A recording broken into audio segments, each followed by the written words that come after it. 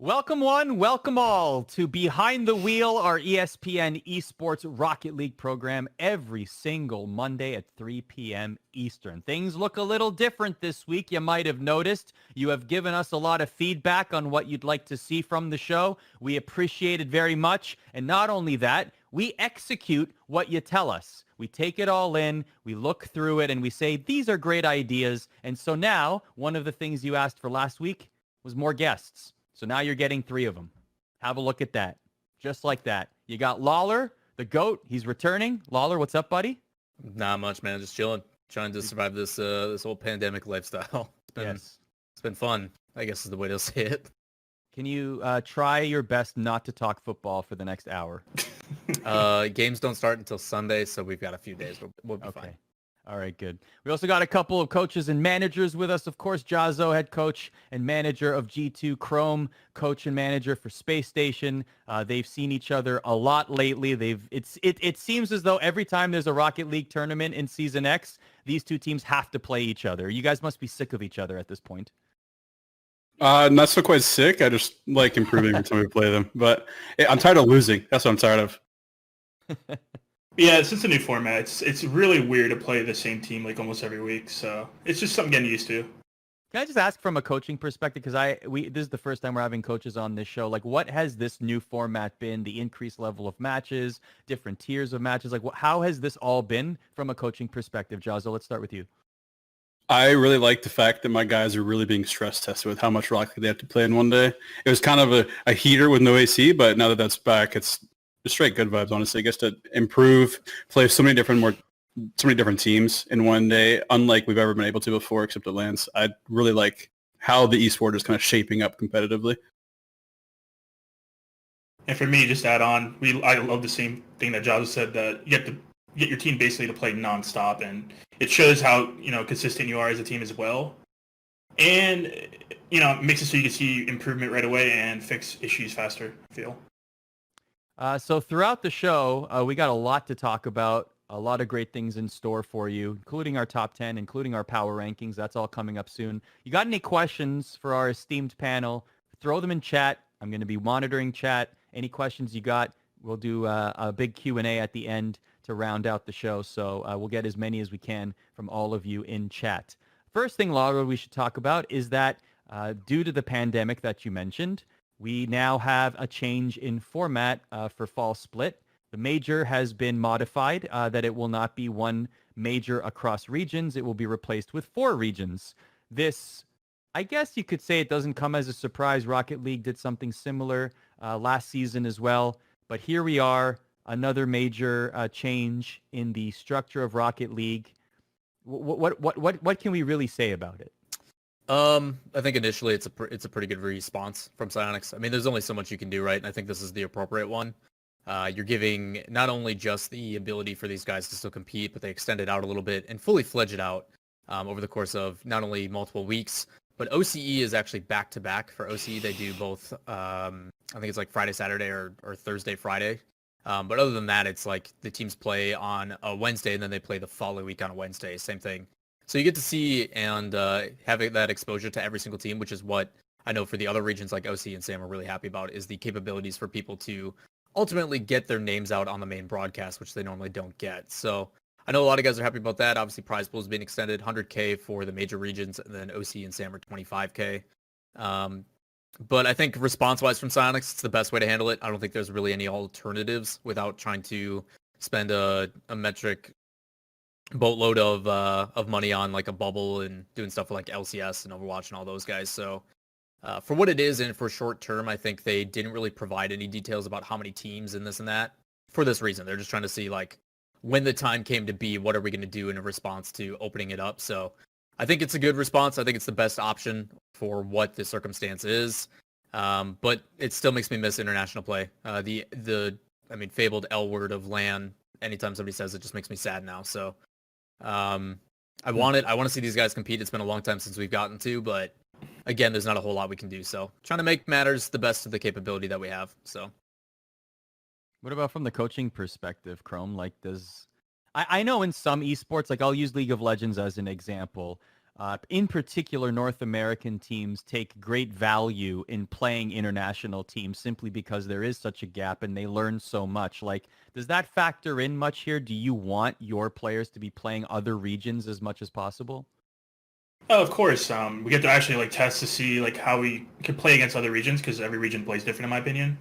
As well as the LAN experience. I feel like playing on LAN is a different game in my opinion. Like compared to online, like you're playing on a different setup, different atmosphere, and then you got to be able to put it all together and try to win against the best in the world. And it's not an easy thing to do, especially like some players play better on LAN compared to online. So yeah, for sure. What about you, Jahzo? What do you think? I think that the lack of international LANs is really hyping up what I think could be the most intense matchup between regions like we've ever seen. And I know us specifically, we always like Rob just said, testing our play style against teams we don't play often, and that means playing teams in SAM, OCE, EU, and we don't have the opportunity. So it's kind of hitting us. Obviously, all of the actual LAN benefits of seeing everybody you work with on a daily basis, but competitively, we are lacking a little bit of that extra dimension of Rocket League play. But we're making up for it in the fact that we can scrim so many different teams because of how many different options of teams we have to play in these regionals and these grid days because of how many actual matches we're playing. So it's kind of a balance. We don't get to play the EU playstyles, but we are definitely differentiating who we're playing in our home region. And I think that's making, I know in NA, I think it's making a lot of teams stronger here too because teams are playing opponents they wouldn't normally expect to play. So it's definitely good for the scene, but also bad because we're waiting so long for this esteemed region versus region matchup that I know everyone looks forward to every single year, world's hypest event of the year. So it's going to be even more hype now, right? Like because of such a long delay and since we haven't seen it in such contrast, like not only are you guys playing and all the teams are getting significantly better at a faster rate because of how much Rocket League's being played, when we finally do get to play on that LAN environment, it's going to be insanity. Like I'm so excited for that moment. Yeah. And I know obviously the guys over on the RLCS broadcast like Gibbs and Leaf and them are going to really hype it up. So I'm really looking forward to that moment whenever it does. I have expectations that the guys here at ESPN Esports will find some way to cover it. So I think it's going to be a really cool just event overall when that happens. And I guess that's like the one thing we have to hold on to when it happens, whenever that may be. It's going to be awesome. So just kind of waiting for that moment because I know whether you're a player, coach, whatever it is, or just a fan, you want to attend that. I think Dallas would have been a really cool event for that reason too, especially with the competition that would have been there. But yeah, again, we're just kind of holding out. Lawler, over under on how many times we see Leaf's sequin pillow on that broadcast? Hopefully negative. I hope he leaves it at home so we don't even have to worry about it. But I don't know. Maybe him and Turtle will both bring theirs, or maybe the whole broadcast team will have a sequin pillow by that point with Gibbs. I just don't know if there's that many pictures of Gibbs out there. So like they're gonna have to like well, it's reuse the same some of that content. Gibbs picture. It's just the dab, like over and over and over again. I will say this actually, Jahzo. If there's one team, if there's one org that knows how to build an international rivalry during a pandemic, it's definitely G2 and it's definitely Carlos. I mean, look, I don't want to talk about other esports too much. This is a Rocket League show, but this example applies to what we're talking about here. Look no further than Valorant. The reason people care so much about EU versus NA and Valorant right now is in large part because of Carlos adding fuel to the fire.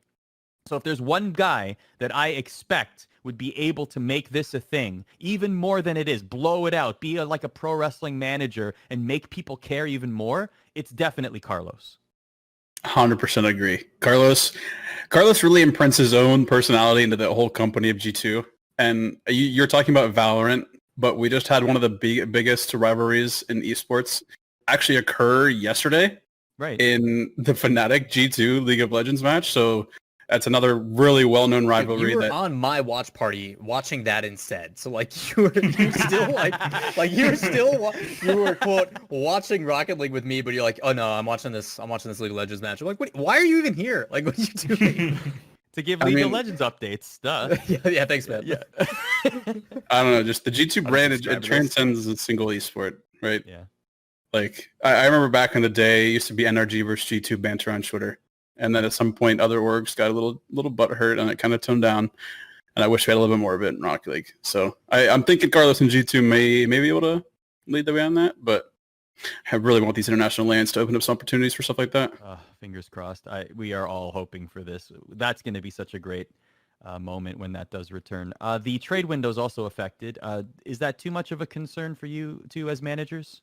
Chrome, why don't we start with you on that? Not for, I guess, us. So I would speak for Jahzo too. I don't think it'd be a big deal for us because I feel like if anything, it would affect the teams that are not performing. Mm-hmm. And it's so early in the season that I can understand why it's such a short period. They kind of want everyone to stick together in my eyes, is what I'm assuming. And for us, we're not making any changes anytime soon, so it doesn't really bother us. And I mean, on our side of things, we really have to bottom out to take advantage of that small of a transfer window.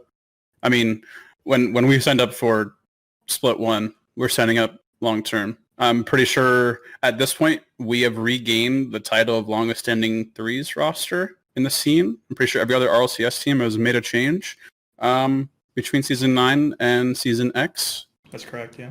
And that's just what we stand by. We stand by improving and not just making knee-jerk roster changes. And I think Chrome can attest to that because I'm pretty sure since he joined SSG, I remember only like one major roster change. And it was made wholeheartedly and well thought through. So I don't think either of us are affected, like he's saying, because we put a lot of stock into a change in roster. It's not something simple that you can do in that short of a window, so to speak. And especially since neither of us are really lacking on results. Mm-hmm. Do you guys think that the transition from 2 weeks down to 6 days makes that big of a difference? I mean, 2 weeks still is a pretty quick time for a turnaround for a roster adjustment. Teams are probably going to be testing out people before the window even opens. So I don't think the actual length change matters a whole lot. It just means orgs have to really settle down into someone. And as soon as they pick someone, it's just going to be released in that window, like announced in that window. I don't think it really changes the amount of roster changes we're going to see. And also with the new format, it allows teams, even if it's just 1 week to get a new third, the split's kind of like a long time. You got 3 regionals, you got 9 weeks of grids. You're going to be able to find out if it's the right fit or not by the time. Like 1 week's enough to test a new player, in my opinion. Well, the scary thing with that, though, is at the same point, like, you're talking that, yes, you can make those changes, but with the new third, fourth rule, with all the kind of situation, like, if you make those changes significantly, like, you forfeit your points. And if you're going into, like you said, split 2 and things go well, or if they go poorly and you want to make another change, you're now entering the last split. And if you don't perform well, you're SOL. There's no way you're going to make major, let alone a world championship at that point, because it's just not enough points. So again, I think it's something that those end game, I guess the second one that happens in like February, I think it is, goes like February, beginning of March or something like that. Those are the ones that I'm just like, I don't even know if people are going to be able to utilize this. And is the point gain, giving that up, even worth it? So I think if people are going to make a change, it has to be this one, personally. Because if you don't, like, you're giving yourself one split unless you completely replace the person that you just brought in. So I don't know. It feels like a really tough scenario. I know there's a big discussion about it as well with like subs and everything too, and like why subs are classified as like a part of that roster.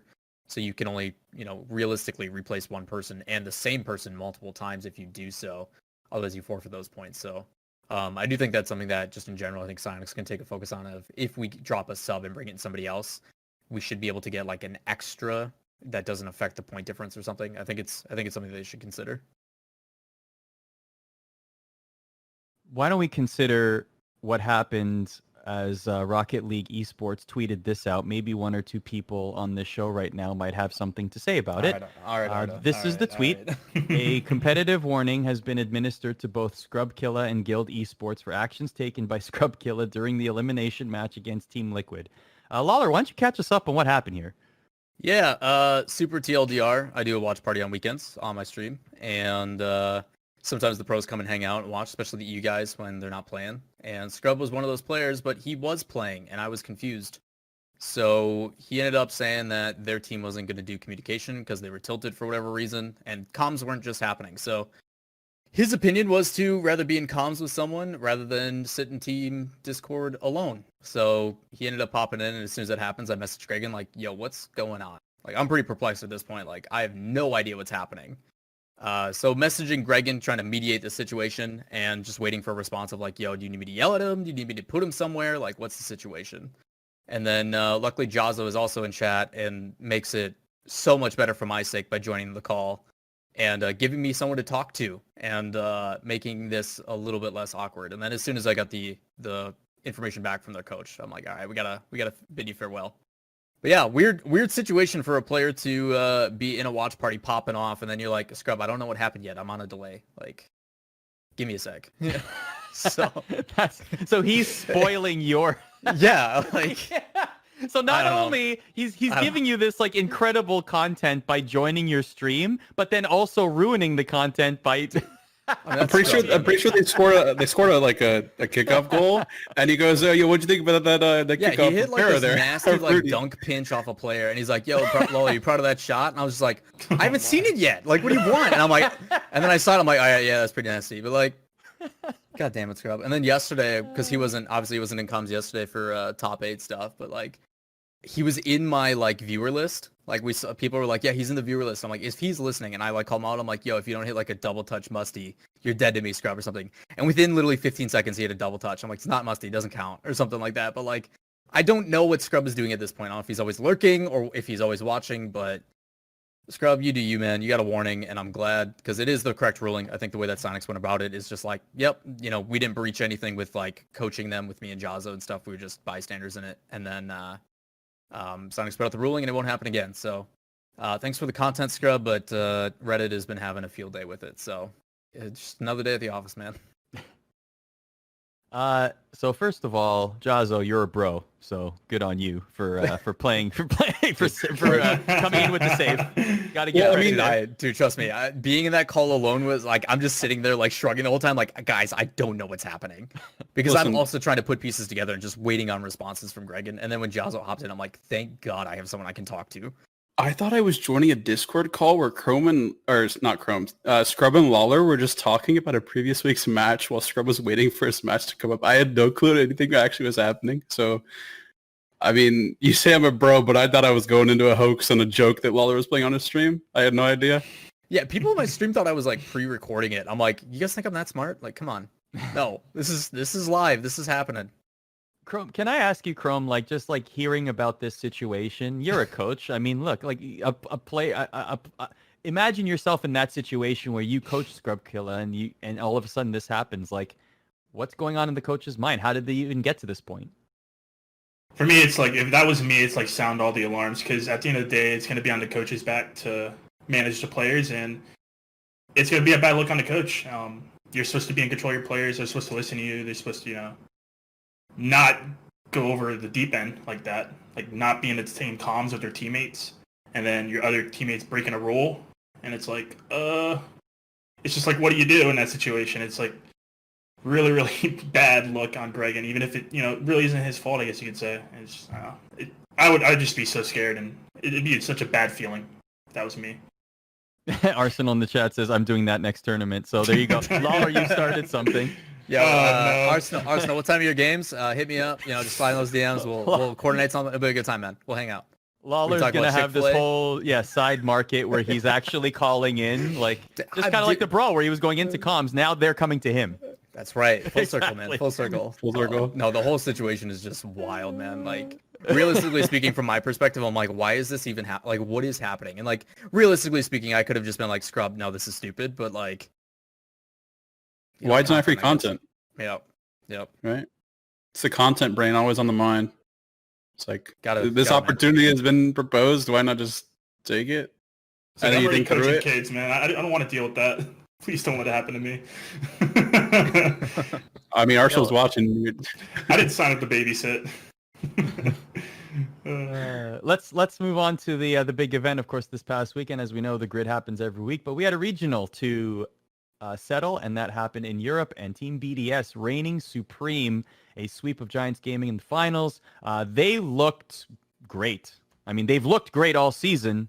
They've had their moments, and especially when it matters the most, BDS just seems to step up, Lawler. This seems like the team to beat in Europe right now, especially when there is the most on the line. Yeah, this has been my team. I've been pretty biased towards them since we saw them. I think it was actually Chrome that was in the initial call when we started talking about this team, because I think we watched Promotion Relegation for a watch party way back. And like you and I both noticed, like this team has that it factor. Like they look RLCS capable. And this was before we saw format changes and all that kind of stuff. So we knew this team was going to promote, and they looked really well. They're very dominant in their promotion relegation to move up. And then they brought an extra, which was just another fit that usually when you bring in a new player, there's like this honeymoon phase of like, we're playing instinctual and things are going good. But then you got to figure it out. And that never came to be with BDS. BDS has just always looked like a really competitive team at the top. So they've been slowly trending and getting more and more consistent results. And the fact that they've now won 2 back-to-back regionals, I think, is a really big deal. I do think that can also be given to a nod for Space Station coming up here this weekend moving forward, where they could also repeat that occurrence, which is a really tough ask. So BDS is a team that I've been keen on. I really like their play style, and they just have that it factor, as I talk about in some of my videos, where you can't really feel like they're ever intimidated. They just look comfortable all the time, and they can be put in awkward situations, and then they still find a way to transition it into a scoring opportunity and capitalize on it. So I think there's something about this BDS roster that really needs to be commended, and will be done so here in probably just a bit. But that's jumping the gun a little bit. So what Lawler means by that is he will be presenting his top 5 EU rankings later on in the show. Spoilers. I guess you can. Yeah, I guess you can determine where Team BDS may or may not be, but that probably we're being yelled at by production, by the way, in the back. He needs to, hey, our producer Thomas behind the scenes is like yelling at me. It's not my fault. So Chrome and Jahzo, what do you make of BDS and their performance in the regional? Chrome, let's start with you. It's actually really impressive. If you look at both regionals, I think they've only dropped 1 series to Giants, and to be undefeated in this regional, like that's a really difficult thing to do. Like you're playing so many matches. You have 2 stages of Swiss, which is you basically got to get 3 wins to make it to the next stage, and they managed to not drop a single game this regional. On top of that, making the playoffs and dominating the finals against Giants. That's consistency, and that's incredible, especially with this new format. It's never been done before. They're leading the standard for Rocket League play in Europe, and it's really impressive. And it's something that I want to look towards and try to copy that, if not do better. Listen, you know what Chrome's not saying? He's saying EU sucks. And I want to see SSG versus EU. And I want to see the slow teams over in EU, BDS getting free goals because other teams are missing. I want to see them going up against the powerhouse that is SSG. Chrome will never say it, but I don't know. EU's looking like they're slacking off these days. And I can't wait for us to meet up in international land. Like I said, Chrome will never say it, but I feel like SSG, they would dominate BDS. I want to go up against them. I want to be like, BDS, you may be at the top of the region, but it doesn't really mean much if your region sucks. Which did like Carlos type up a script for you to read there? I was just gonna say there is a single tear rolling down Carlos's cheek, like very proud right now. He's just like, that's my boy, wearing the G2 hat, just like flaming the regions. That's exactly what he. I love it. I personally love it because the more fuel to the fire, the better for me from the ESPN side. But so Team BDS very well ahead in the rankings. In the top 16, they have 702 points. They're very much ahead of the rest of the pack. 450 for top blokes in the second position. What other teams? Okay, let's talk about teams that impressed versus teams that didn't have such great showings, whether it was the regional or even the grid. I mean, I'm looking at teams like Dignitas and Oxygen and Team Liquid, and I'm kind of looking at they can't be happy with their regional performances. In fact, for much of the season, they can't really be happy for what has been happening with them. A lot of inconsistency there, maybe some results here and there, but for those three teams in particular, they got to be looking internally and saying, this is not working right now. Jahzo, what do you think? Starting with you. Listen, EU, something about EU, I've always gotten the impression that they don't practice as much as other regions. I've always gotten the impression that they rest on their laurels a lot. I think there's a little bit of a lack of direction, right? Like, I know teams in NA really settle down and try to figure out a play style, and what I'm not seeing is consistent play, right? Like, I look at Magnifico, and great set of players. They come in, they get top 4 in Regional 1, and they make playoffs in Regional 2. And that impresses me. But what I'm confused about is how many teams that were so dominant in previous seasons couldn't stop a team that comes out of nowhere. But maybe it's just that Magnifico are just that good. I mean, you have teams like Guild, who I expect way more out of. Superstar roster, you got Scrub, Nolito. It's just like these teams that I expect to do really well are kind of falling off against teams I don't expect. And I just think there's a little bit of lack of conviction, lack of motivation maybe. Not sure entirely what's going on. And I think something needs to happen for you to really shape up. See, I found that interesting because, I mean, you're looking at a lot of these rosters for RLCS specifically. 3 out of the 20 made roster changes or didn't make roster changes. So you're talking Guild and all of them, but Vitality, G2, and something else. I forget the other one. But there was like 3 rosters that didn't make a roster change. So you're talking a lot of these teams are trying to find their footing and stuff. And obviously the benefit of having so many matches is you can do that at a much faster rate. But, I mean, you're talking chemistry stuff. Like, maybe Guild is still trying to figure that out. I mean, the boot camps seem to help. I mean, you're still talking in regionals. They made top 8 both times. Like, getting to the quarterfinals in a regionals is very tough with how much depth there is in both regions nowadays. So I do think it is commendable and still kind of figuring things out. I mean, you look at Dignitas as well, bringing in a young player. Very similar to the situation with Astral when Astral came in. They didn't have the best results at the beginning, but once they kind of figured things out, they were a dominant force. One may say they could have won the world championship quite possibly in season 8 in Madrid. So again, you're doing that. Plus, I think, Violent Panda's fighting tendinitis right now, and how much of that is an excuse, I don't know. But again, I think there is a lot of reasons as to why some of these teams are suffering.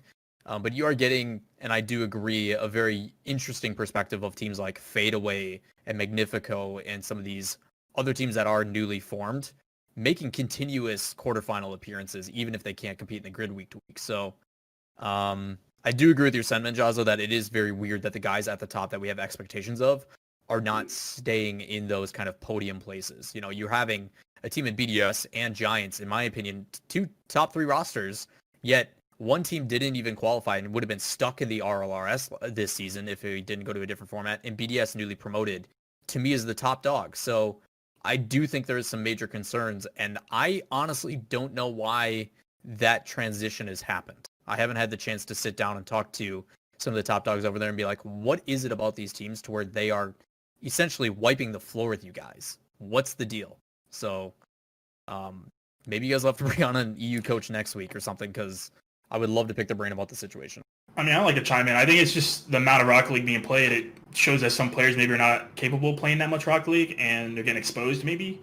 But to benefit, though, for them, since the major format jumping ahead got changed, they basically can do well in a major and get double their points back, and they're back in the conversation. Like Oxygen's that team I'm looking at, especially in EU, where they're not showing up in the regionals at all, but they're doing well in the grids. But they perform in the major, and they're top 14 possibly. You never know.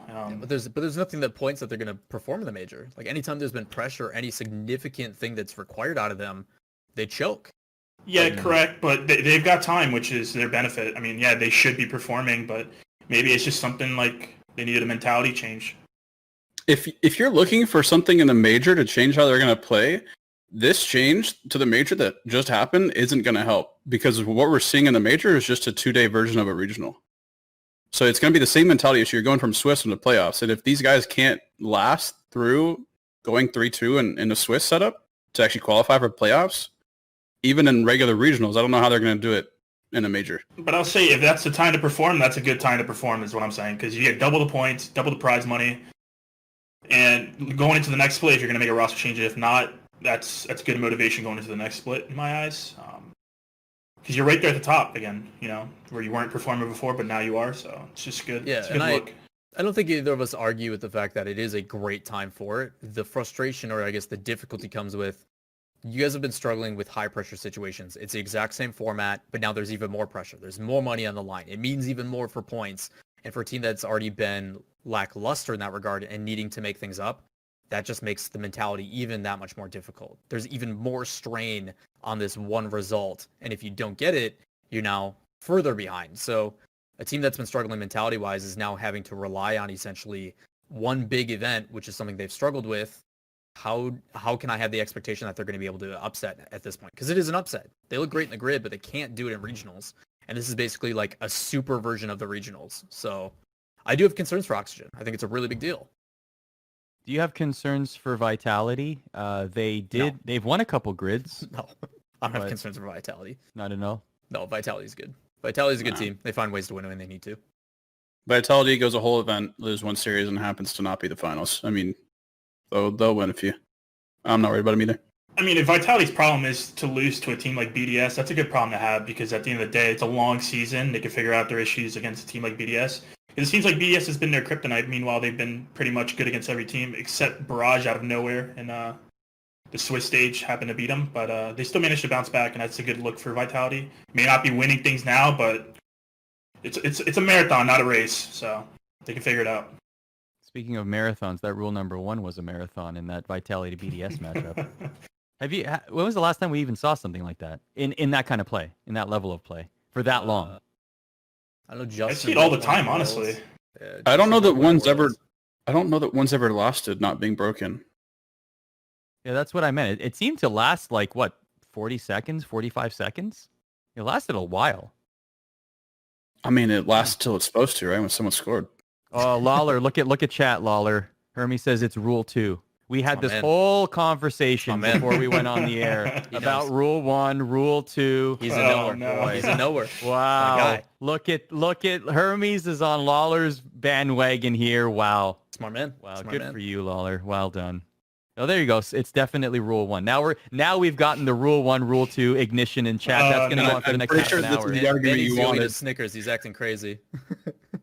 We're just gonna, you know what, chat? You guys deliberate that. Come back to us with your final decision in about half an hour, and we'll move on. I will tell you that we usually have an interview with Sleegy every week. That will happen next week. Definitely bringing Sleegy back. Had terrific interviews. You can catch his interviews in the archives, actually, youtube.com/ESPN Esports. But right now, while you all deliberate Rule 1, Rule 2 in chat, let's talk about our top 10s. So, Chrome and Jahzo, our esteemed coaches here on Behind the Wheel, have put together their top 10 teams in North America. And what I would like to do is we will start with 6 to 10. We're going to show you those all at once, and we're going to go back and forth. So we're going to go Jahzo, Chrome, just so that we can debate at each stage. And hopefully you all don't have the exact same top 10 list, which I assume you don't. I have not seen either of them. So we will find out. So let's start with Chrome. Let's go through your 6 to 10. Give us your 6 to 10 and your methodology in putting them there. Yeah, number 10, I have Susquehanna Sonics. I felt like at the beginning of the season, they were having, incredible runs. They were a team that could not get a win for a couple months, picked up J. Russ, and they've been performing lately, but they've been kind of also declining these past couple events. They've been losing to teams above them, Alpine, especially number 9, and Kansas City Pioneers and Knights as well. It's just with those teams, it's just like who's performing against each other. Like I feel like Susquehanna Sonics, they've lost to everyone above them pretty much. Same thing with Alpine, same thing with Pioneers and Pittsburgh Knights. Alpine as well, starting off strong in grids. They had a lackluster offseason as well as Sonics. They've been going up and down in grids and regionals. Pioneers, a team that did not perform in RLCS Season 9, I believe. Season 8, can't remember, honestly. It's been a while.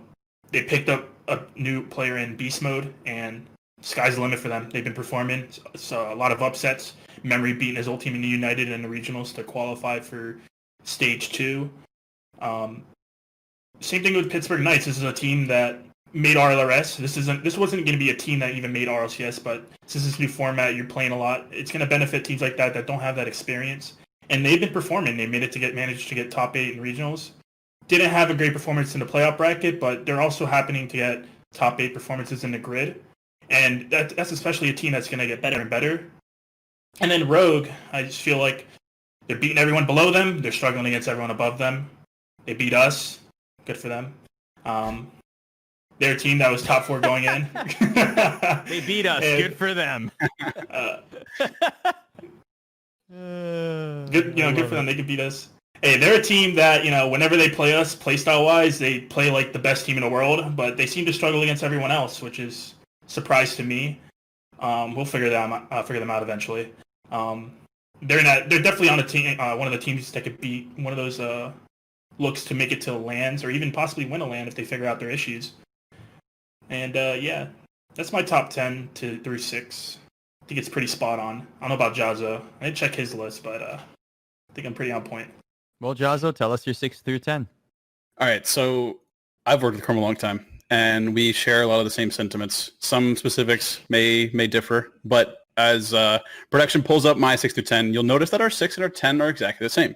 That is because, just like Rob said, Rogue very typically loses to the teams above them and loses to the teams, or beats the teams below them. However, Rogue is a big question mark because I have seen Rogue beat the teams above them, especially in the off season or early season. I think there's something missing there, a little conviction, a little motivation, and they're definitely right there at 6, right? Like if we were looking at the 6 teams to go to a regular or international major, which I'm pretty sure is what happens normally without doing an online major, I would definitely put my bet on Rogue being that 6th team.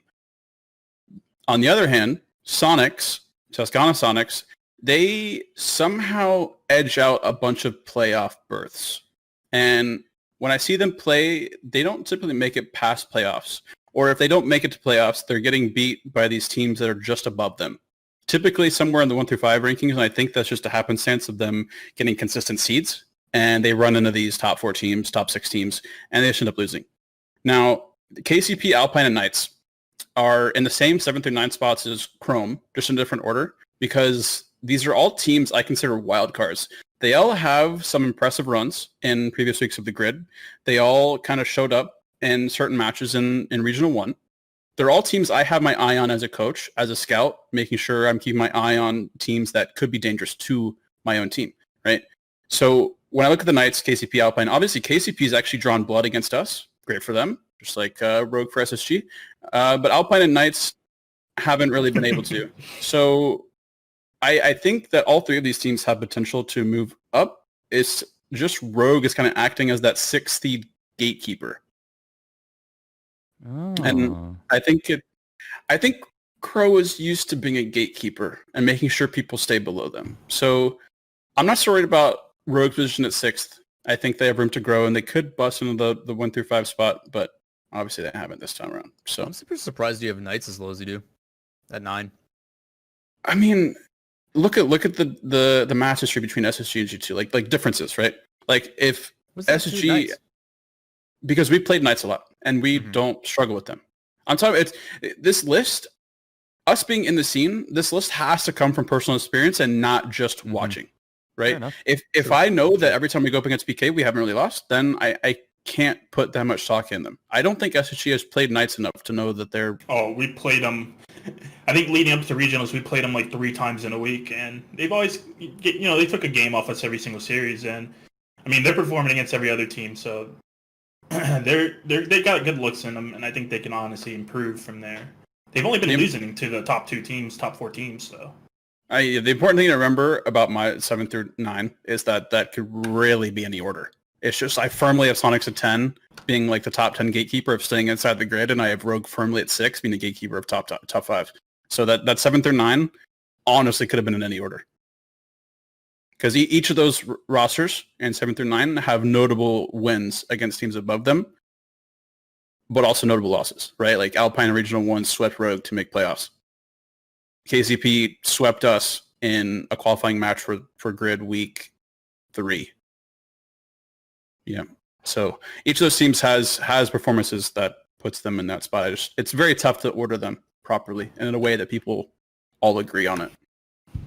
Well, that's why we do power rankings, so that people can completely agree and not debate about it at all. Mm-hmm. True. It's just the best way to do it. Lawler, I do like the role of adjudicator, so feel free to jump in at any time as they're making their points and see where. Oh yeah, I'm just here to twist the knife, man. That's all. That's the only reason I'm here. This is exactly what I like. They're all from you, friendship Lawler. and rainbows and all over there. Like, yeah, we get along. We agree on a lot of things. No, yell at each other, please. That's garbage, people. Okay. Don't worry, we'll get into that when we get to our top 5. So. All right, Jahzo, start us off on the top 5. Who's your number 5? Peeps, 100%. They can draw blood from the teams above them, but I haven't seen enough consistency. Like I was mentioning in EU, how I'm lacking some consistency. I think Peeps are kind of emanating that same issue. I think Peeps could definitely go higher, but I haven't seen them draw blood enough against the other 4 teams in my top 5 to put them up there. And they're a very good team, very good roster. AJ, Illusion, Gyro, they just picked up Illusion this season. And I think they have a lot of room to grow, but they haven't shown it to me yet. So definitely number 5. Okay, Chrome. I'm going to go the same thing with Jahzo. My number 5 is Peeps as well. Huh. I think we're seeing a resurgence with Gyro and AJ after Reddles departed the team. And Illusion just happened to slot in pretty well with them. They got their confidence back. They got their play style down, and it shows too. Like, yeah, they haven't been performing through the grid the first couple weeks, whether it be from internet issues or whatever it may be. But they're performing in regionals, and you can tell as well. Now in grids as well, they're performing. That they figure out what they need to do as a team. They're getting confidence back, and they're definitely a threat to any team in the top 4, or even in any team on the top of the list. And it's great to see. A team like that, they didn't perform last season. They couldn't find their identity in their play style, and now they seem to have that confidence, which is great. Lawler, any objections? No. My list is almost identical to Chrome's right now, personally. Okay. Nope. Well, let's hope that we get a little bit of differing opinions in the top 4. Let's see. Chrome, start us off. Number 4. All right, this is a tough one. This is a 50-50 for me. I just happen to go with G2 as my number 4. It could have been, another team that we'll talk about after. Okay. Incorrect. Let's go. Okay. Here we go. Tell us why, Chrome. Tell us why. G2, Tommy sucks. they've been just being stomped out by SSG at the top, They held on to that 1 week 2 grid win. About time we got this. Honestly, them being number 4 was because, honestly, they got destroyed by Envy in the grid week 4 finals. It was a 4-0, wasn't even close. They have been beating Energy, yes, but I feel like Energy as a team has performed in regionals. They got to the finals, whereas G2 lost in the quarters to the Peeps, which is why I have G2 so low. Yes, they're performing in grids, don't get me wrong, but I got to see more from them to rate them higher, in my opinion. Listen, Okay. mate. Listen. We've lost 7 series in the past month and a half. 4 of those have been to your team. Correct. And only Don't you one get it? was to Envy at the end of a day where we had no AC, and it was a long grid day. What are It's these okay. Johns, bro? What are these Johns? Yeah, No, you also it's- lost to it's- Pioneers and you've lost to the Peeps, and that's kind of point what is- that drags you down a little bit, where Energy hasn't lost to any of those teams recently. Point is the fact that you put us under NRG and we haven't lost NRG this whole month. That's pitiful. why I said it's a 50-50, because they performed in regionals better than you guys, which is why I still have them clinging on to that spot. And we're going to Yes. work to proving you wrong. But that also leads into my number 4. Obviously, I have Energy number 4. Because I think they are losing too much to the other 3 teams I have above them to be anything higher. Okay, that's fair. I mean, they beat everyone below. It's the same thing as Rogue. They beat everyone below them. I think they're struggling against the top 3 teams. I think Energy is still a really good team. I think they're lacking in results. Obviously, they dominated in the offseason, but the fact they haven't won a single grid, they've made, I think, 1 grid finals but lost to SSG. It's very hard for me to put Energy any higher than 4. But I think they have a lot of room to grow. Definitely so. You know that air conditioning nerf is a real thing. Yes. gets hot, man. Experience. A lot of matches, a lot of sweaty boys and computers. I get it. You know, I don't think it's a viable excuse, but I get it. Very uncomfortable. My Very AC's on right now, man. I'm vibing. Hey, if there's ever a land where the AC cuts out, GT's going to be the number one team. That's our number one team in the world. We got that so. training. Yeah. We got We got training the now. training. Like I said, Now, this so is you all gotta- about training for everything. Can that'll you hit imagine? Can you imagine the scene where Jahzo like sneaks into like the boiler room and like messes with the air conditioning so that it get before the next LAN, and it's like, boy, it's scorching hot here. It feels like 100 degrees, and G2's just like 4-0ing everyone. Completely off topic too. I believe that happened in a StarCraft 2 tournament. Going, completely talking about a different game where in an actual LAN they didn't have AC, and one player played it under those conditions, and he managed to win it all because he was used to it. And that does affect teams, and it does affect players. If you're not used to it, it's just always on your mind. You're not feeling good in your environment. It's just how it is. How was it for you Colin guys in Madrid? Because I know Madrid was like wicked cold day one. It was tough. I mean, I wasn't playing, so I know my players were a little bit cold, but then they blasted the heat, and it was rough for me at least. And I was sweating. Lawler, how I don't know about Jahzo. Jahzo because he wasn't participating there at that event, but Shut up, man. Just tee that one up for you, buddy. Oh man. Okay. can't speak to We Jahzo, knew a few of these were but coming. We knew a few of these were coming. Very nice. I got to How get in many- there before. How many regional championships has Energy won before season next time? What do you mean? Exactly 0. And this is when we just lean back and just enjoy the. Where's my bag of popcorn? That's what I need. I got some chips if you want some, man. Yeah. Yes, you do. Lawler, how do you feel about G2 versus NRG at number 4? I think it goes both ways. I think this one is definitely a coin toss. Obviously, Jahzo's going to give himself the nod in regards to it being his team, and that's kind of why you really enjoy Jahzo as a coach. He'll always have his team's back and is willing to argue it. I personally would probably put G2 at 4, just due to certain results that I've been seeing and Energy's upside. G2 though has been a bit more consistent with their results, which I think is a good nod, but I personally would put Energy above them. Number At 3. least with recent results. And I know Okay. Jahzo. Chrome's like, hell yeah. And Jahzo's like, how dare you? So Yeah, what are you talking about? Jahzo, start us off. Number 3. Envy. Okay. Easy. Simple. that's a yikes That one for me, hurts. dog. That one That's hurts. That's a yikes for me, dog. I mean, are you trying to say Envy's better than I think they are? Mm-hmm. Well, explain I the mean- reasoning, Jahzo. I want to know this one. Okay. Well, to explain the reasoning, you have to know the rest of my list. Oh wait, well, you can't. Okay, I see. So you need like a top 3 bundled reasoning. I see. Okay, this is interesting. It's not that. Yeah. Because Well, we don't want you to spoil the list. We want to go 3, 2, 1 here. all right, We we're not want to going to build the spoil the list, anticipation. but understand what Lawler just said about me, and the fact that I just said Envy. Well, we And I think- know G2's number 2, man. Like, I we get think it. one team on this list is going to be universal for every single person that's trying to predict a top 10 in the NA. Mhm. There's one position on this list that's going to be universal no matter what. So we know that one. And the only other team that can be number 2, right? We're spoiling my list, but people know, right? I know my team's potential. We just got AC back. Regional 2 is right around the corner. I know my own team's good performance. I know AC, that you need to chill, bro. Like, I know all along we were talking about Team House G2. We should have been talking about air conditioning G2. Is that what I mean? Yeah, that's what it was. it's the the evolution of past G2. month, past month has been no AC G2. It's a rough one. It's a rough one. I love it, Jahzo. I love it. The sweat dripping off up in the practice room. It's not a fun Yeah, time. it's man. like not a his fun time. controller's getting slippery, man. Like there's nothing. To Having to go take 3 showers after we get done with a night of trim.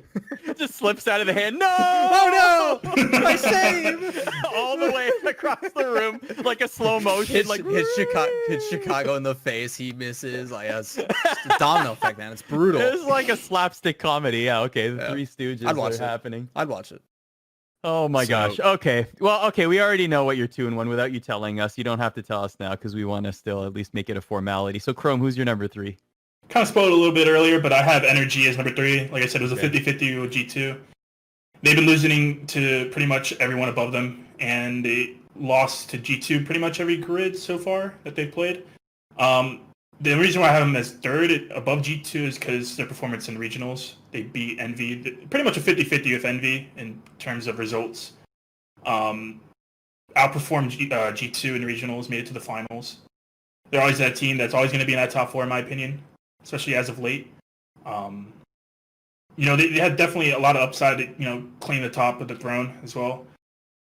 And I feel like they're in a period where they're trying to figure out their play style, and I think 3 sets them perfectly in my eyes right now, especially because of the recent grid results. Actually, that's one thing I'd like to ask both of you. We've had varying degrees of importance placed on grid results for these power rankings since we've started the show. How important, in your opinion, are grid results in particular when determining power rankings? Jahzo, let me start with you on that. For the top 5, super important. Because in NA, I don't know about EU, but in NA, the top 5 teams are having consistent results from grid to regional. Barring my team. We had 1 loss in regionals and we got top 8 instead of higher. But the other 14 in the top 5 are all consistently making playoffs, barring NRG from week 1 of the grid. And I put a lot of stock in it, not necessarily because the grid means a lot, but because the grid has a lot of synergy with how teams are ending up in the regionals. And I think we're going to see very similar things happen this second regional of NA. So it's not so much that the grid is important, it's that it's just very consistent in NA with the top 5 being top 5 and then everyone else being under. Chrome, what do you think? For me, I think the grid is incredibly important, especially going into regionals. It's going to be the thing you look at to see teams, and especially for the top 5, you always want to be at the top. And it's good to have a weekly power ranking to really assess who's really on top of their game. And grids, to me, going back to the offseason, they compare to like Codename Coverts, the Brawl, ESPN Invitational, those type of tournaments, but it's weekly. We get to see constant top teams performing, and that pressure is huge. And every team, especially the teams below the top 4, and not even in the top 10, this is your time to perform and try to get your results in, because it's going to help you in regionals when you're playing that Swiss stage and you're having your easier matches, or you're playing your energies first round, which you don't want to do. So grids are super important to me and my team. And I can honestly say the same for Jahzo as well as maybe every other team, that it's you cannot joke around when it comes to grids. Yeah, I think the grids are super important, not only because it's the only type of competition we get for 2 weeks for one region, because when regionals are going on for the other, I mean, you're missing out on anything. That's the only thing we have to base things on. And they're good for kind of those deciders of like head-to-head matchups, and you're looking specifically in NA more than anything. The top 4 teams, the teams that always find themselves in the semifinals, are your top 4 in these power rankings, and that's for a reason. They also perform well in regionals. So, like Jahzo said, there is a lot of correlation between grid as well as regional results. And for when we have a gap between the heavy heated stuff, the stuff that's weighted heavier in regionals, like what else are you supposed to base it upon? This is the most recent results. This is that you're seeing from week to week. The teams do continuously perform at that high level. So I do think the grid should have quite a bit of weight to it, but regionals is obviously going to always trump that. So the fact that we haven't seen NA play in a regional in 2 weeks, I think is a big deal. And then obviously things may adjust and make a pretty big shift with regionals starting up again here for North America. Technically today with open qualifiers and stuff. So when Saturday, Sunday hits, I think you're going to see a little bit more shifting in these power rankings, possibly, but ultimately it comes down to strength of schedule too, because you're going from 32 to 16. So yeah, I think there should definitely be a little bit more weight in the grid than people are putting it. And I'm glad that obviously the guys at the top, like G2 and Space Station, obviously take it into consideration and don't take it lightly. It's not just a glorified scrim. This is $10,000 on the line. It's a good way to prove your team. The fact that Space Station has won 3 out of the 5, I think, is a really big deal. So, again, I don't think it's something you can take lightly, and I'm glad that the guys at the top don't. Well, speaking of being at the top, I think we can do 1 and 2 together, since we probably all have a same united front on who number 1 is. Jahzo, why don't we start with you here? Give us your number 2 and number 1 back to back.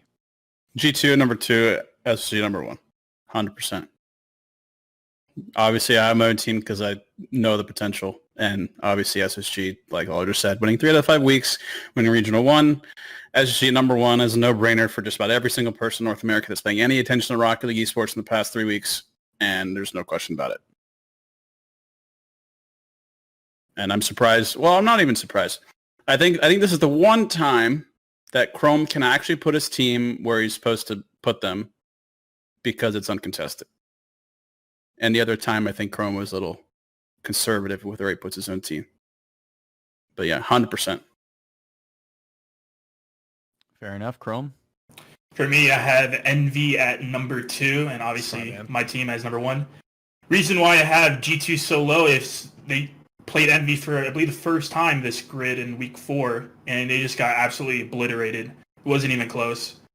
NV has just been on a tear lately after their lackluster performance in regionals. They got 4-0'd by Energy, but ever since then, they've just been stomping out every team. They went on like a 20-game win streak in playoffs in week 4 and week 5, losing really only to us.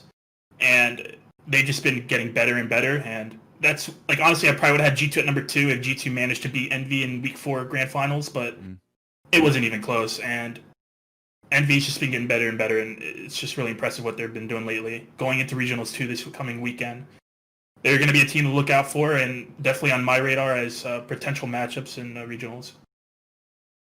So, Jahzo, I asked this question after we see the full list, and just to break it down once again, Chrome has Space Station, NV, NRG, G2, and Peeps in the top 5.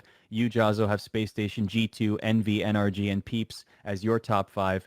I love to ask about the gap that exists between the number 1 team and the number 2 team. This is a great conversation for this particular episode because the number 1 team and number 2 team on your list happen to be represented on the show. So what would you say it would take for your team to occupy the number 1 spot? How much of a, I guess, fall would it take for Space Station to lose that number 1 spot right now in a power ranking? How much of a fall SSG would have to take for G2 to overtake the number 1 spot? So not necessarily G2 rising. Well, it could be either. Like, I guess maybe it's a 2-part question there. But more generally, how much of a gap do you think exists between SSG and the rest of the field, in particular number 2? I think it's a smaller gap than we think, but it's still fairly large. Because SSG does a really good job of taking advantage of every single opening or mistake their opponent has when they're playing. Like, you can have very good playstyle synergy against SSG. But if you mess up, leave an opening, challenge something too late, they're going to take advantage of it. So these very large score differences when you're looking at SSG's game lines and score lines kind of accentuate what is a decently sized gap between SSG and the rest of us. But I think it's smaller than that is accentuated, if that makes sense. I see the gap. I acknowledge it's pretty big, but it's not so big that it's not closable, because I think they're just accentuating that gap and making it appear bigger. It's like a peacock showing their feathers and making them really big and wide instead of leaving them down. But they're really not that dangerous. They're just there, right? So SSG can have blood drawn. There's been teams that proved it. We beat them once, Rogues beat them once. But SSG are maintaining, and I think the gap can be overcome. And I must say, the last time Chrome disrespected my team before regional, the last time that SSG has said the G2 is not up there, look who won. Yeah, but I mean, to be fair, Josh, I've always. Oh yeah, we had AC. We had AC. We had Team Mouse. Look out, Chrome. Scenario. It's coming. It's coming. Did you have AC in week 5 grid? I'm curious. I'm not sure. How are you not sure? It was just past Friday. I think we did, but Jahzo. well, understand that our practice room is at the top of the house, so and the AC controls the second level, so it can cool the top level, but the top level is literally the hottest room in the house. Now, right?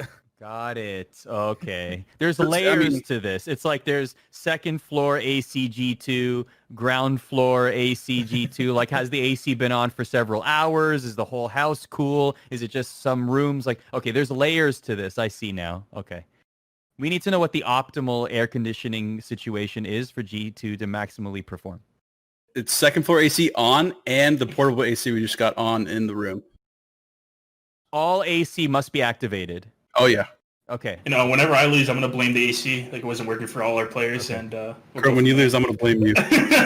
we just didn't have the AC working. That's why we lost to G2 this time. Chad, I hope you're following along here. This is a very, we might have to release a whole rule set on the AC a little bit later.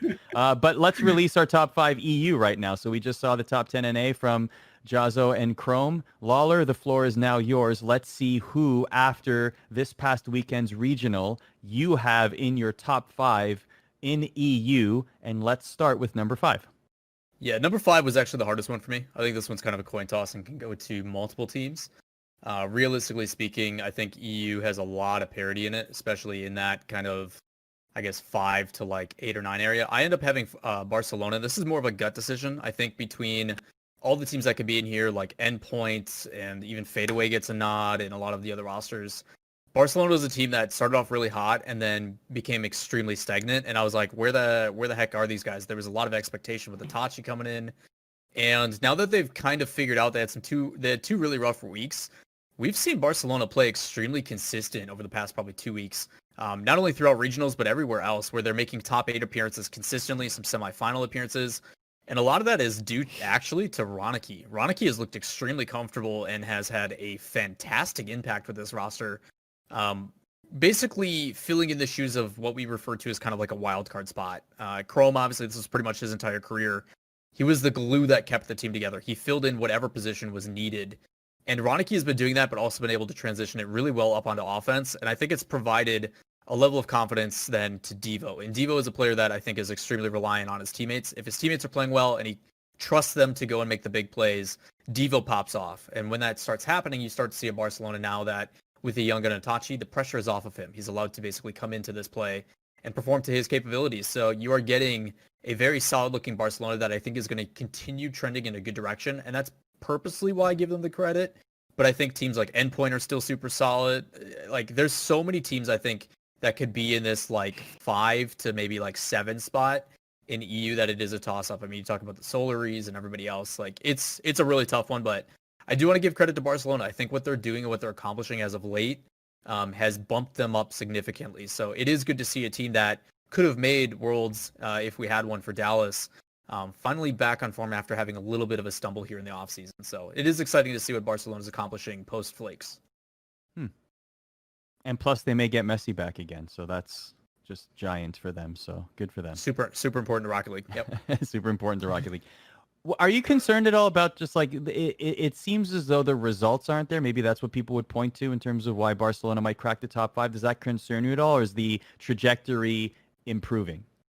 Initially, I would agree with that. So they came out in the first regional and were like, all right, sick. Barcelona's here to play. And then nothing existed for a week and a half where it's Barcelona is playing the worst they've ever played, dropping hard.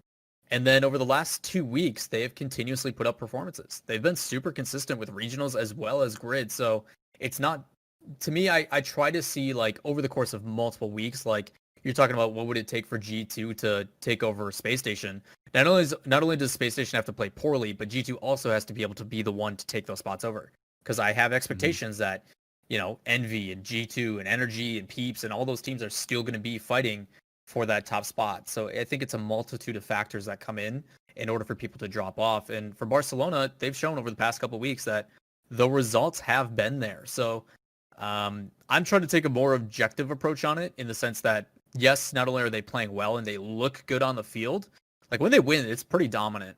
But they're also getting some pretty notable wins over other teams as well as paired with consistency in those results. So again, I think this Barcelona team has been really exciting to watch, and the losses that they are taking are to the top dogs. So as much as I hate Gibbs's statement on it, quality losses, as you may say, those are the games that they're going to take and be like, okay, why are we losing to these big guys like Vodafone Giants and BDS? And let's take these to the replay analysis and figure out what's going on. So yeah, Barcelona I think is a pretty good nod. I think there is arguments though for other teams in the spot. 5 was really tough for me. So similarly, like Lawler did with the NA top 10, Chrome and Jahzo, if you have any thoughts. Well, they don't watch as we EU. go along. I watch EU. Yeah, mine would have been either Guild or Barca. I think Barca's a good fit lately because of Guild's performance in the regionals this weekend. They almost went 0-3 out. They obviously had that scrub issue and the team issue of no comms. They managed to bring it back together, but it's just, in my opinion, Barcelona has just been performing lately, and they deserve to be in that 5th spot. And Jahzo, feel free if you have any like EU sucks, we're gonna crush them comments. You can feel free to just sprinkle them in between every like you go ahead, go right, please. You have Barcelona 5th, but they miss the ball every other touch. I mean, that's every EU team. I'll add on to that, but still, Yeah, it's I fine. mean, true. Big facts. True. Lawler, I mean, number 4. Or go ahead, Jahzo. Sorry. I would put Guild at 5, but I think Barcelona's slacking even more than everybody else. Why? Guild, they put themselves at a disadvantage and they still almost got to semis. And they came back from a lot of like not good results. I don't know. Guild just screams better than Barcelona, but I understand why some results from Barcelona put them at number 5. I mean, you got to check the grid results. Guild have not been performing at all, so that's kind of also why I put Barcelona above as well. It's also very confusing to rank EU when the grid is so much different than both regionals. That is very true. But I mean, you're looking in last week's of the grid. Barcelona and Guild get to the exact same spot, but Barcelona's losing to teams like Giants while Guild's losing to teams like Triple Trouble. Yeah. And then you go to week 4, just previously, it's the kind of same results. Obviously, you know, Barcelona's making it through. Where's Guild? Guild's not even in the top 8. Barcelona, again, loses to Giants. So it's like their games that they're losing are really tough matchups. And then Barcelona is also getting into regionals convincingly while Guild is doing it on their last leg. So I see the contrast there, and that's why I give the nod to a team like to Barcelona as compared to Guild. Where Guild, again, in the conversation of that 5 through 7 spot, but with Barcelona's recent results, it's hard to argue, in my opinion, even if they are whiffing every other touch as you stay. They all suck. Thanks, man. Actually, that's all Jahzo, at you, not just, if you don't mind, if you don't mind, just say that after each one. Like, here's Lawler's number 4. What do you think, Jahzo? They all suck. Just that through the entire list. Number 4, Lawler. Gonna go with top blokes for number 4. I think this is a pretty exciting roster. My initial concerns was we saw top blokes come in and win a grid, and we're like, all right, they're really good, but Archie can't pop off every week. There's no way. And then they come in and play another tournament, and it's actually Casio that gets the notable kind of recognition for this team. So over the past couple of weeks, I've been seeing this team getting better and better, and the fact that they've been able to spread out whose involvement is impactful, I think answers those concerns for me. Not only do they have the consistent results and continue to show that they can make it all the way to the grand finals in a grid, but they also do pretty well and relatively well in the regionals as well. So this most recent regionals, I'm trying to look and remember who their losses came from. Fadeaway and Vank, but I mean, they're getting wins over all the teams below them, and then you get into top 8 potential. They 3-0 their bracket. They get a rematch against Fadeaway right away. They win that. They also beat Giants, a team that I consider very high on the rankings. And even though they make it into the semifinals and lose to Giants, they still are finding themselves in that semifinal performance. So again, a team that even though they lose 4-1, I mean, you're talking a lot of 1-goal game differentials, OTs, like they are fighting tooth and nail for every single result that they get. So Top Blokes, I think, is not only a very consistent roster with their performances, but they're also answering questions that I had my concerns about with it can't just be Archie. And that makes me excited. The fact that they are able to spread the field and get other people involved rather than just like enabling one player to pop off, because say Archie doesn't have the greatest performance, are they going to be able to still perform? And in this case, that has been answered for me. So top looks would be higher, but they're just losing to the teams above them. That's pretty much what it comes down to. The top 3 are pretty solidified. Top blokes equals Archie. The rest suck. I wouldn't say that because Shut up, Archie. Shut up, Jahzo. Just to like even add on to Lawler's point as well, like Archie didn't have a great regionals, and Casio and Flame stepped up, and they still managed to get top 4. Imagine if Archie popped off, they could have got top 2 again, possibly. You never know.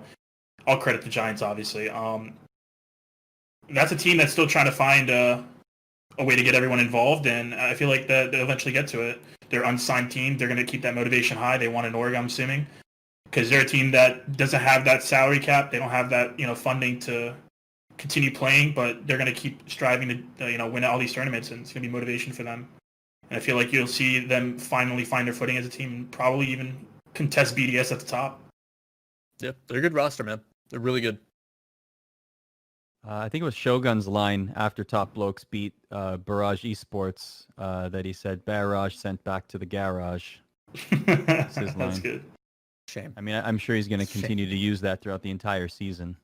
I think there's a bunch of barrage jokes during the broadcast. I kind of tuned it out. It's getting old. Smart man. Smart man. Lawler, number 3. Number 3 for me is going to be Vodafone Giants. Really solid roster, obviously. And this one more comes down to where did I want to put Vitality, which is kind of obviously jumping the gun. But I think when you talk about these top 3, they're interchangeable. No surprise to anybody. Top 3 are in no particular order. Not going to spoil. A mixture of Giants, BDS, and Vitality. They're just so talented and always find ways to get victories.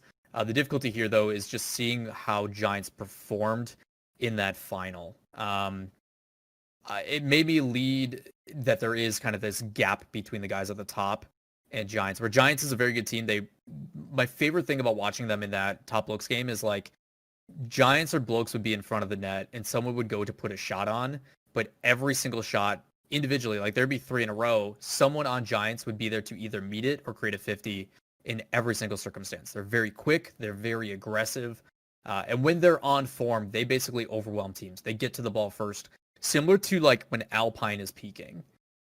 They just do it with a little bit more coordination, a little bit more poise. So they're like, it's controlled chaos at the furthest extent. So I think Giants is a really good team, but the teams above them are performing a little bit better in their results. I do think Giants can be an argument for a number 2 spot as well. But again, this is going to be more of a circumstance of the team who I have at number 2 falling and making not semifinals or grand finals every single time first. So I think Giants is a very notable team for possibly breaking into that top 2, but need to get some more wins against the teams above them before I consider it. I mean, if you get swept by Monkey Moon, do you really deserve to be up there? They all suck. Thanks, Jahzo. Thanks. Hey, Monkey Moon with Arju is actually looking pretty good, man. Side note, Monkey Moon is now one of my favorite names in esports. If you see the way he spells it, you'll change your mind on that. Okay, never mind. I like hearing Monkey Moon. Never mind. Did not factor that in. I retract my statement. Number 2, Lawler. Number 2 going to be Vitality, being dethroned. Number 1, obviously, every single week, but it's hard to ignore these other guys. Both Giants, BDS, have been performing so extremely well. And Vitality just looked overwhelmed. Like, they kind of looked a little flat after their fadeaway game, where I'm just like, I can't really give you guys the nod right now. And that's a weird circumstance for Vitality, where normally Vitality always finds a way to win in the big moments, and you're seeing them being contested at that top spot from some of these other rosters. I still think Vitality is a super, super talented team. They continue to provide an exciting result in the sense that when chaos is created, they rival in it. You're talking about any player on that team has the capability to take the ball and create an opportunity, whether it be a solo play, a pass play, or what have you.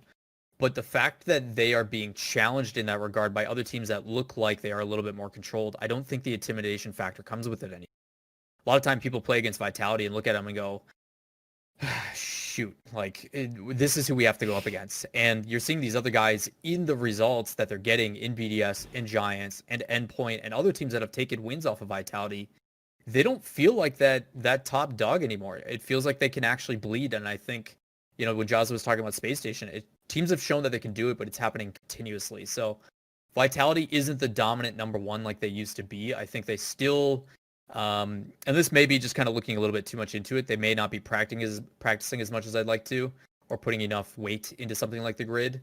But Vitality has shown that they've had some lackluster results. And I mean, you say like top 8 is lackluster, but for Vitality, when you expect excellence, it kind of is. So they still make semifinals most recently in the grid and in regionals. Obviously, they're performing really well, but there's a team that is performing better than them and beating them along the way. So Vitality is going to take a little bit of a hit here, and it's just mostly because the team above them has been nothing but dominance.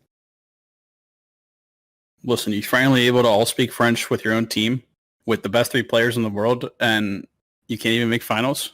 Shut up, Jahzo. Get out of here. Not number 2. You suck. Get out of here, Vitality. Toxic. You can finally speak French with your teammates, and you can't even win everything? Like, what's going on here? Get out of here. They suck.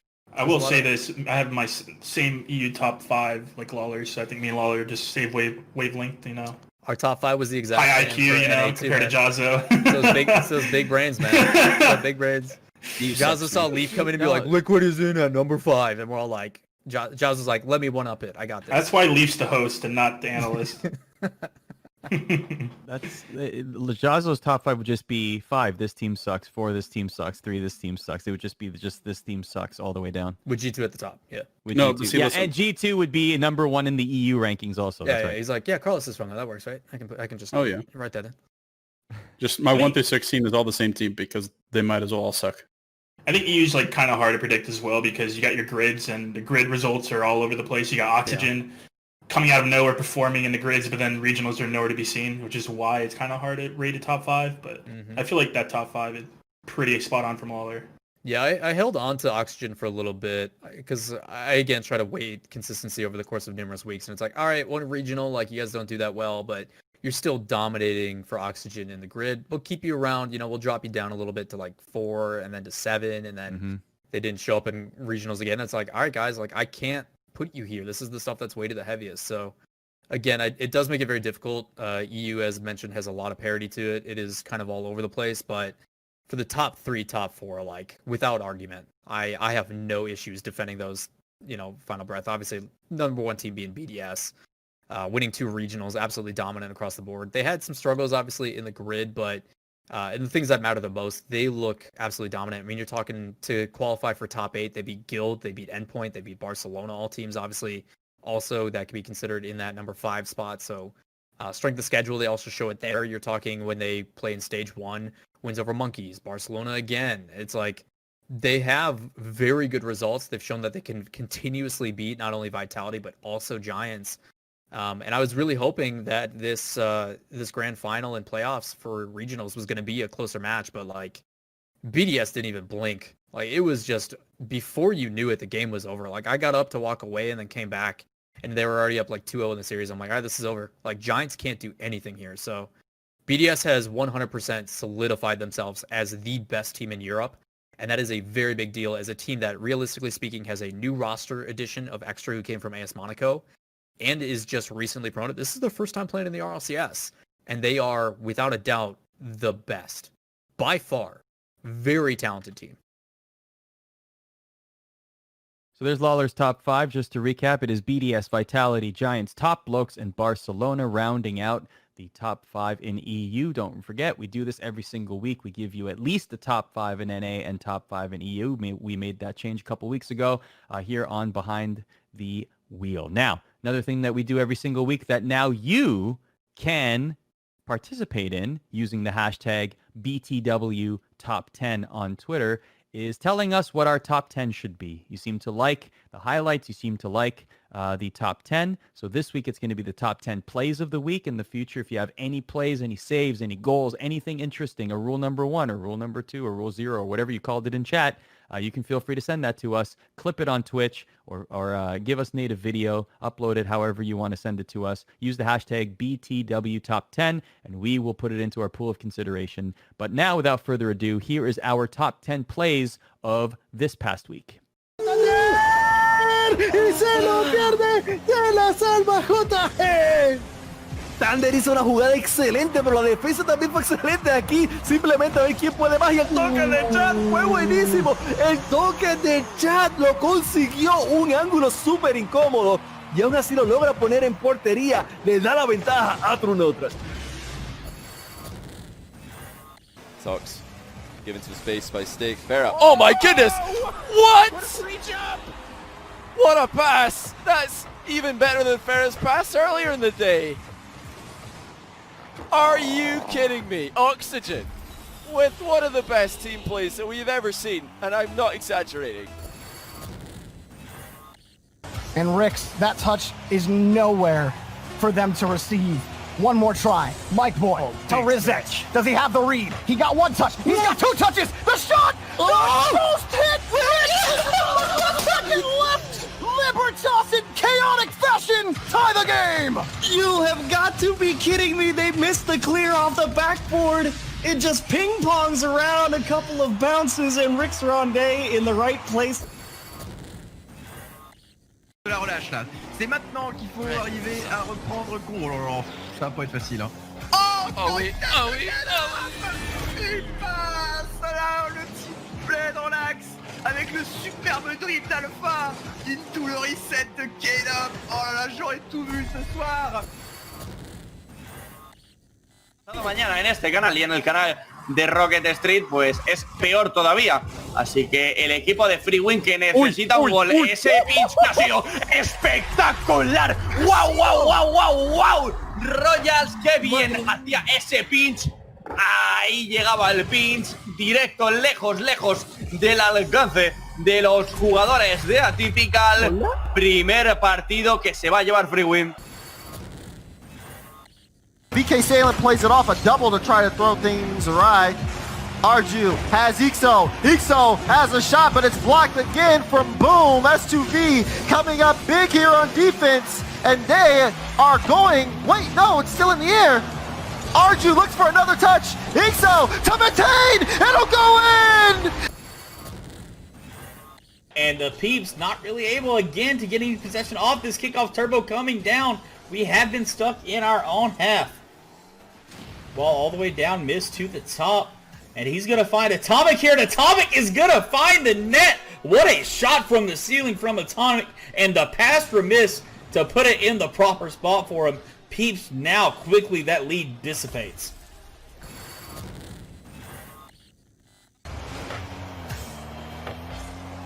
Nolly. Oh, awkward play here. What even happened? This one is gonna go in. I did not see how this worked. Look at the flip. He used the flip and then kept boosting mid-flip to wrap around the ball and put that in. J-Russ. It was like dash recovery, pops the shot over with an early dodge. Pops pass over the early dodge rather. Oh my goodness. Arsenal. He does not care about your shenanigans, J-Russ. Oh my goodness, that's disgusting. Please, somebody on my stream clip that with the player cam involved because that was a nasty. Oh, I've never seen such a disrespectful goal. Hustle from the previous game. And Liquid just got to hold on to this now for 90 more seconds. Alpha outpaces. He's got the set. Oh my word! What? That's got to be a record. There's no way. Blink and you'll miss it. Very picking Alpha.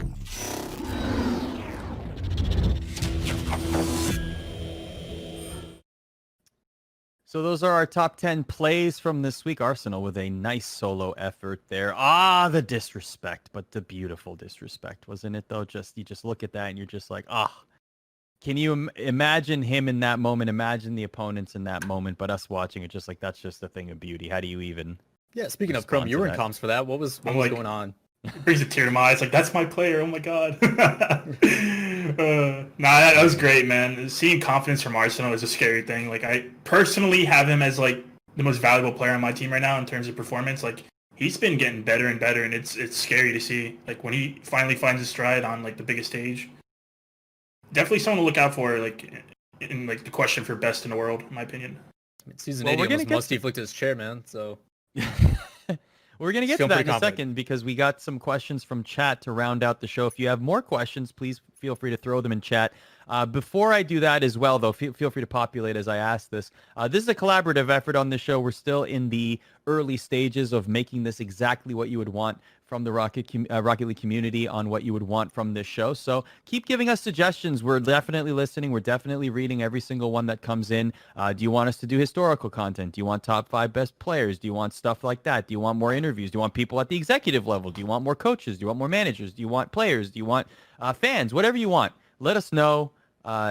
If you want more analysts, let us know exactly what you're looking for because we're endeavoring to make sure that this is exactly what you, the Rocket League community, want.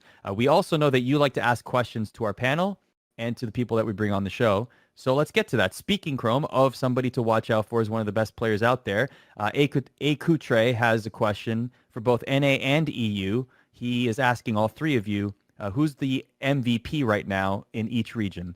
Jahzo, why don't I start with you and EU? Who do you think is the EU MVP, Jahzo? They all suck. I don't understand. Is that right?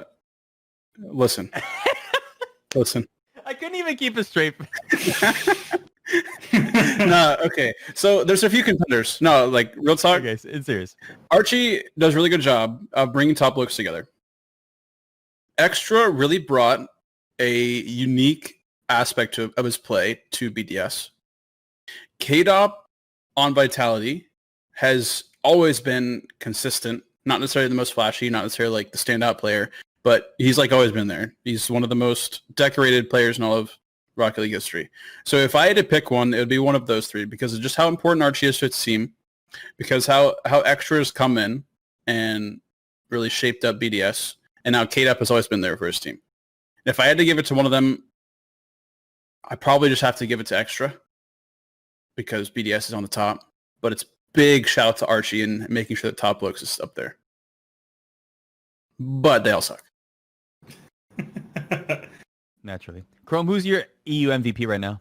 I mean, I'm going to give you guys a top three. Like, for EU, for me, I would have to say Monkey Moon. Like, whenever it comes to BDS, like, whenever they need a goal, like, he just steps up and he's just clutch. His capabilities in, like, 1v1, 2v2 just translates so well to 3v3, and he's just such a threat on the ball. Like, you cannot give that man space. Like, I would have him as my MVP as number one. Number two would probably be Alpha 54. Like, obviously, the backbone of Vitality when they're performing is because Alpha is just destroying everyone.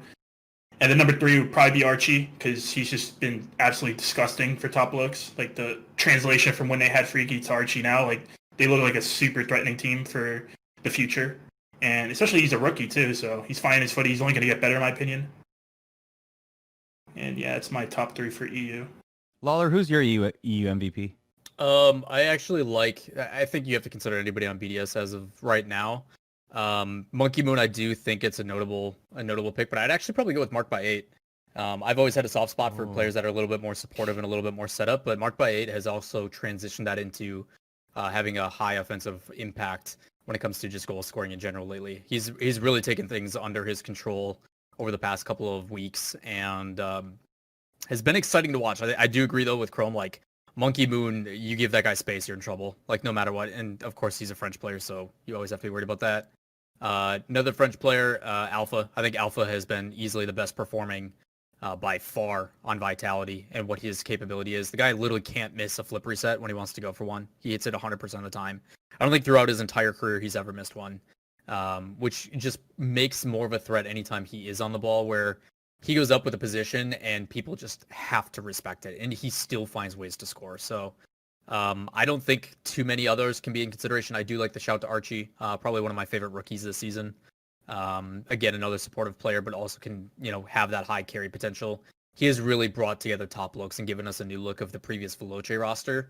And it's crazy how like just one player can have such a huge impact to really transition a team that we all, specifically us three, have trashed Veloce a lot for how boring they are. Even though they get wins and how frustrating we can respect the playstyle, Archie has transcended and provided a different look to now top looks. And I think it's a very considerable nod as a rookie. So those are my top three. Probably Mark by 8, Alpha 54, and Archie.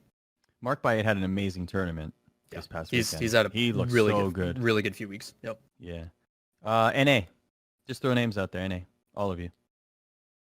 I mean, you gotta go with Arsenal right now, man. Arsenal, yeah. Arsenal's killing it right now. I don't know that you could. I mean, if you wanted like a top, Arsenal, 100%. Arsenal right now. I think we're all pretty happy with that. Fair enough. I know Chrome's probably a little more happy than me and Jahzo, but yeah, definitely Arsenal for me. Number 2 would probably be Mist lately. He's just been disgusting for Envy. I was gonna say shout to anyone on Envy. Yeah, true. Turbo as well. Like he's really good, but I would have to say Mist. Like his playmaking capabilities. Like he's such a threat on the ball. You cannot give that man space either. Yeah, and then number 3 probably for me would have to be Justin. Like he's just still a threat. Always will be probably the best player in Energy. If you give that man space, like Energy's always a team that's in conversation to win any tournament, which is why you got to shut him down, in my opinion.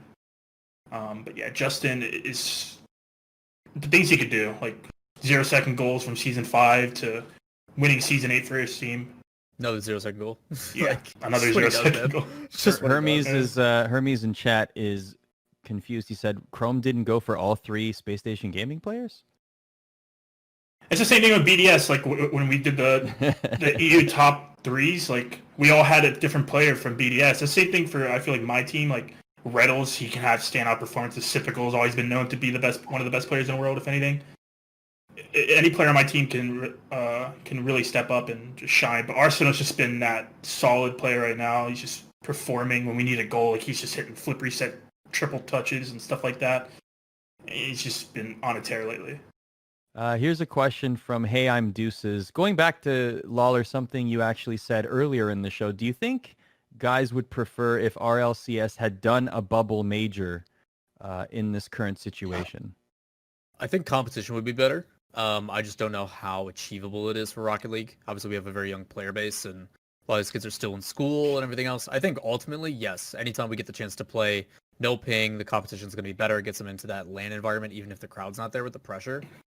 But how achievable it actually is, I think, is something that Rocket League is going to probably struggle with for quite a while. So, I don't know. I mean, I think this is a question better suited for Jahzo and Chrome, obviously with you guys being coaches and stuff. But I personally, as a fan, would love to see the competition in person with a bubble major kind of situation as compared to another regional. Anytime we get the chance to see international competition, I'm always going to be a fan for it. So, please. But I mean, that's something we've always been asked for, but I feel like the age is kind of still a thing where kids still are attending school, whether it be online school nowadays. I think we might have lost Jahzo there. I'm not sure if Jahzo's gone, I think. I think he's just flashing his G2 logo. That's all he's nice doing. merch, Jahzo. Jahzo's like, you know what? Peace out. Everyone in EU stinks, and here's my G2 logo. Anyway, sorry, Chrome. Please proceed. I mean, in a perfect world, yeah, we'd have our own bubble, playing from the same location. That'd be nice, but you got to assume maybe funding is an issue as well. Like, you got to test for the COVID-19 and have medical staff on site and all this other shenanigans you have to go through to get things like that to work. I mean, you're still seeing that in issues throughout other esports, or especially real sports, I guess, or physical sports, I guess you could say, with basketball and football coming up here soon. Someone in chat said, no, the air conditioning melted the PC, and that's why Jahzo's gone. It makes a lot of sense. Here's the last. Yeah. Tier 3 AC. That's right. Jahzo. That's right. Here's the last question as we... there Jahzo's back. There he is. Hey. Hello. We got you. Poor Thomas out here trying to fix production. Jahzo's How about that?